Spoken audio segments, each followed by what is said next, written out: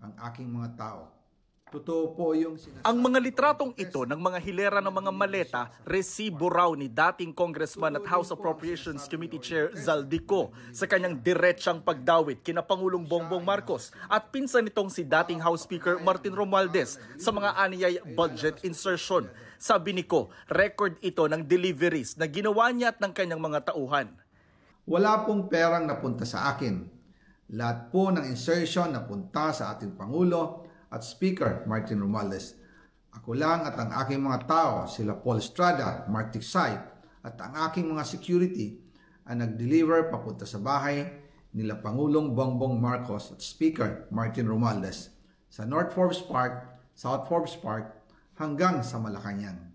Hindi direktang sinabi ni Ko na pera ang laman ng mga ito, pero sinigundahan niya sa video ang pahayag ni Orly Gutesa sa Senado na nag-deliver daw siya ng mali-maletang pera sa bahay nila Ko at Romualdez. Sa affidavit ni Gutesa, sinabi niyang nag-deliver siya roon ng mahigit 40 maleta ng pera na tinawag niyang basura. Si Gutesa ang surprise witness si Senator Rodante Marcoleta sa Blue Ribbon Committee hearing noong September 25.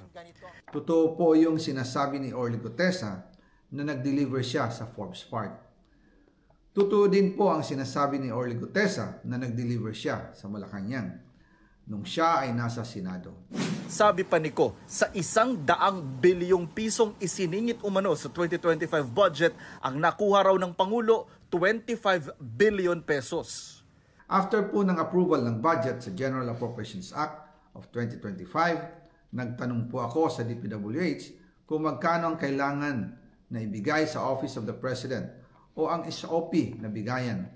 Ang sinagot sa akin ay 25%. Ang ibig sabihin nito, 25% ng 100 billion ang SOP na kailangan ibigay kay BBM mismo.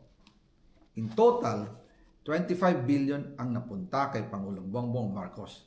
May hamon naman si Ko kay Ombudsman Jesus Crespin Remulla. Patunayan niya ngayon ang pronouncement niya. Imbestigahan niya ang fraternity Brad at ang kanyang kaibigan na si Speaker Martin Romualdez. Imbestigahan din niya si President Bongbong Marcos. Sabi nga ni BBM nung SONA, let's do it right at mahiya naman kayo, hindi po ba?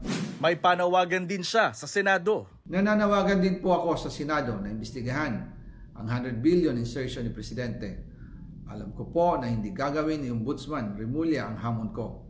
Pero magaling ang Senado sa investigasyon at ako ay naniniwala na dahil sa kanila, lalabas ang katotohanan. Tinanong ng GMA Integrated News ang abogado ni Ko kung ano ang nagtulak dito na basagin ang katahimikan. Sabi ni Atty. Ruy Rondain, hindi niya pa masagot ito dahil hindi pa raw niya nakokontak si Ko simula kahapon. Para sa GMA Integrated News, Jonathan Andal nakatutok, 24 oras.